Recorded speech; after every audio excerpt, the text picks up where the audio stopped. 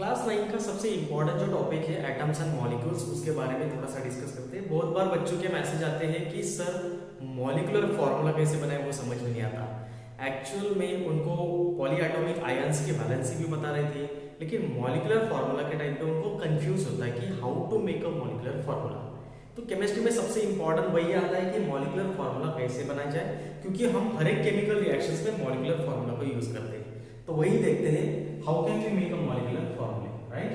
तो molecular formula कैसे बनाते हैं वो हम देखते हैं, मॉलिक्यूलर फार्मूला, राइट।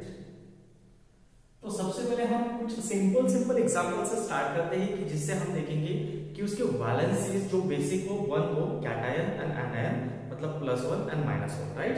तो एक एग्जांपल लेते हैं हम सोडियम और क्लोरीन का। ये सोडियम है, ये क्लोरीन है। आपको पता है सोडियम की वैलेंसी जो है +1 होती है, राइट। और इसका जो पॉलीएटॉमिक आयन, ये जो मोनोएटॉमिक आयन है, इसकी वैलेंसी -1 होती है। तो इसको हम क्रीज क्रॉस करते हैं हमेशा, राइट। अब क्रीज क्रॉस करके सोडियम की जो वैलेंसी इसके नीचे लिखते हैं, दैट इज +1, राइट। और इसकी वैलेंसी इसके नीचे लिखते हैं, दैट इज -1। अब दोनों की वैलेंसी आपको इक्वल दिख रही है, राइट। अगर दोनों की वैलेंसी इक्वल है तो उसे वैसे ही रख दे, तो इसका फार्मूला हो जाएगा, that is NaCl, sodium chloride. ये हो गया फार्मूला सोडियम क्लोराइड का, NaCl, राइट। बट एक अनदर एग्जांपल हम देखते हैं जिसमें हम देखेंगे सोडियम और सल्फेट आयन। सल्फेट मतलब SO4, राइट। अब इसमें इसकी वैलेंसी आपको पता है +1 है, राइट। इसकी वैलेंसी 2-। तो इस टाइम पे बच्चे कंफ्यूज होते हैं कि how to make molecular formula of sodium sulphate, right. तो सोडियम सल्फेट को कैसे बनाएंगे, देखो Na+ यहाँ पे नीचे लिखेंगे, इसकी वैलेंसी +1, इसके नीचे लिखेंगे इसकी वैलेंसी दैट इज 2-, राइट। अब यहाँ पे जो एरो है, ये एरो इस तरह से इंडिकेट किए जाते हैं। इसका मतलब सोडियम एक इलेक्ट्रॉन दे रहा है क्लोरीन को, क्योंकि जो प्लस होता है वो कैटायन होता है, तो कैटायन हमेशा इलेक्ट्रॉन देता है, राइट।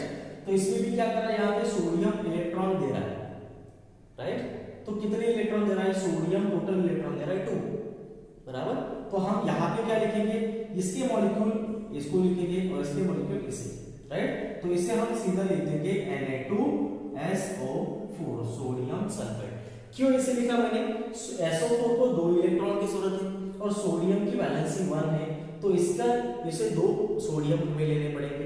तो 2 सोडियम अगर हम लेते हैं तो टोटल 2 इलेक्ट्रॉन ले रहे हैं सोडियम यहाँ पे, और बन गया फॉर्मूला Na2SO4। इस तरह से हम फॉर्मूला बना सकते हैं। अनदर एक एग्जांपल लेते हैं अलग वैलेंसी का, सोडियम का ही लेते हैं, लेकिन दूसरा एक हम यहाँ पे पॉलीएटॉमिक आयन लेते हैं, राइट।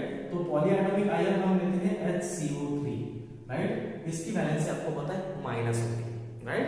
तो हम इसे फॉर्मूले में कैसे लिख सकते हैं, आपको क्या करना है, क्रीज क्रॉस करते रहना है। यहाँ पे Na पे लिखना है +1, यहाँ पे लिखना है -1।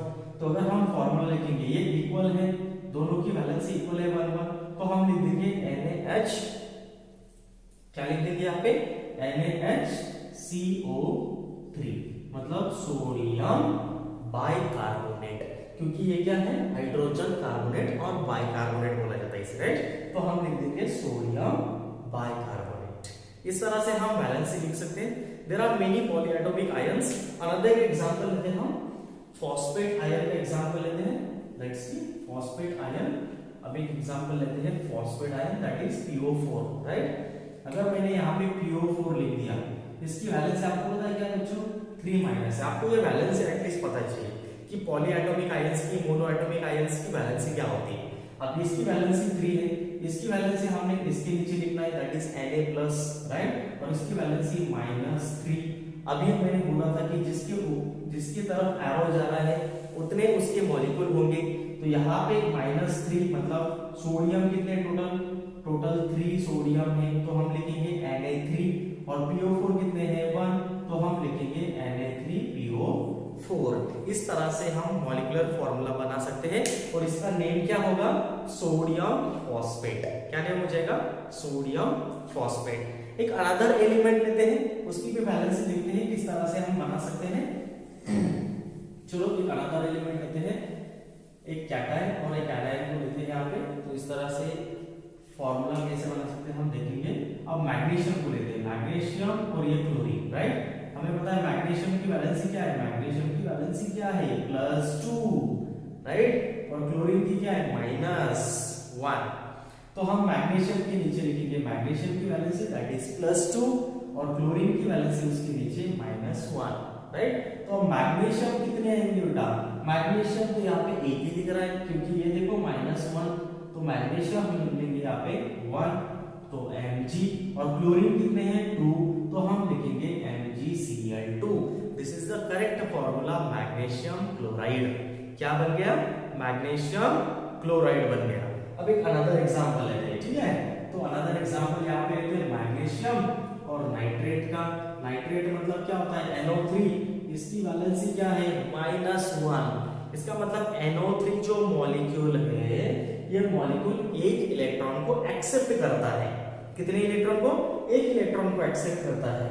अब इसे क्रिस क्रॉस में हम लिख देंगे, तो यहाँ पे लिखेंगे हम +2, इसको लिखेंगे हम -1, राइट। अब यहाँ पे देखो मैग्नीशियम कितने हैं 1, तो हम यहाँ पे लिखेंगे Mg, और NO3 कितने ले रहे हैं 2, तो हम ब्रैकेट में लिखेंगे NO3 ब्रैकेट कंप्लीट 2। तो आपको लग रहा होगा सर ने तो यहाँ पे MgCl2 लिख दिया, और यहाँ पे क्यों ऐसे NO3 ब्रैकेट कंप्लीट 2 लिखा, क्योंकि इसका रीजन ये है, ये मोनो एटॉमिक आयन है और ये पॉली एटॉमिक आयन है। पॉली मतलब एक से ज्यादा मॉलिक्यूल, आपको 3 से मॉलिक्यूल ज्यादा दिख रहे हैं, राइट। तो ये पॉली एटॉमिक आयंस होने की वजह से आपको इसको ब्रैकेट में लिखना पड़ेगा, दैट इज NO3 ट्वाइस, और इसका नेम क्या होगा, मैग्नीशियम नाइट्रेट। क्या नेम होगा, मैग्नीशियम नाइट्रेट नेम होगा इसका, ठीक है। तो इस तरह से आपको मॉलिक्यूलर फॉर्मूले बनाने पड़ते हैं। आपको वैलेंसी पता चाहिए सिर्फ, अगर आपको